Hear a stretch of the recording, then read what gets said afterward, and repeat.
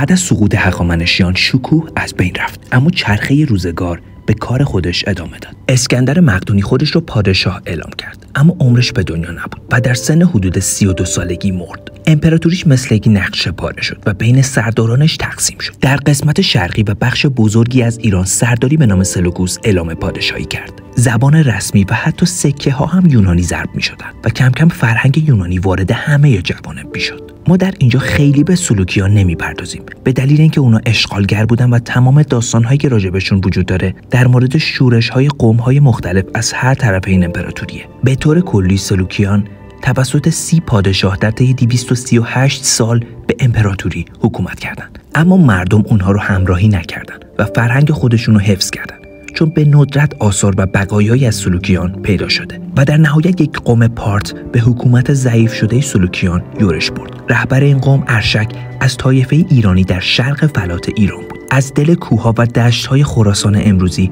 مردی برخاست که نه ثروت داشت نه ارتش بزرگ، اما به نظر میرسه یک چیز رو داشت: باور به بازپسگیری هویت ایران. اون پس از شکست فیلیپ دوم، آخرین پادشاه سلوکیان، حکومتی 471 ساله بنا کرد و نام این سلسله رو اشکانیان گذاشت که البته در ابتدا ارشکانیان نامیده میشد. مورخان بر این باورند که اگر سلسله اشکانیان نبود، احتمالاً ایران در فرهنگ یونان حل میشد. و نکته جالب اینه که تاریخ نشون داده ایرانیان همیشه به اصل خودشون برگشتن.